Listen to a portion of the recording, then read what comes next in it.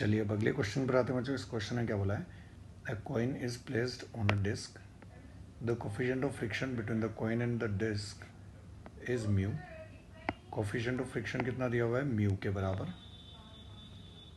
If the distance of coin from the centre of the disc is r, the maximum angular velocity by which can be given to the disc so that the coin does not slip away. जैसे इसको circle में घुमा रहे हैं, इस तरीके से circle में रोटेट कर रहे हैं।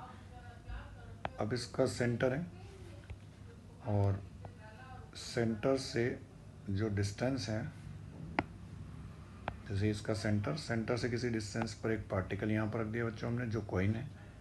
अब ये कॉइन क्या हो रहा है, इसके साथ साथ इस तरीके से सर्कल में रोटेट करता है।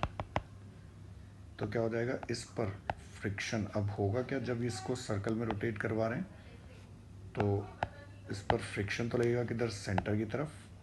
सेंट्रीफ्यूगल फोर्स अगर हम बोलें तो सेंट्रीफ्यूगल फोर्स लगेगा m omega square r away.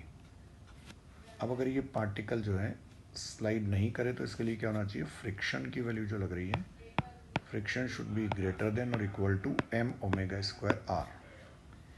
अब जब तक फ्रिक्शन की value m omega square r से ज़्यादा होगी या कम से कम इसके इक्वल भी होगी, तब तक ये पार्टिकल क्या होगा, सर्कल में रोटेट करता रहेगा इस तरीके से। फ्रिक्शन को कितना लिख सकते हैं बच्चों, mu m g greater than equal to m omega square r. एक m तो कैंसिल,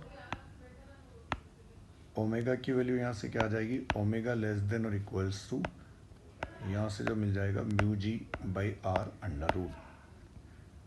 मतलब ओमेगा की वैल्यू जो होनी चाहिए, ओमेगा की value root mu g by r से या तो कम होनी चाहिए, ज़्यादा से ज़्यादा इसके इक्वल हो सकती है।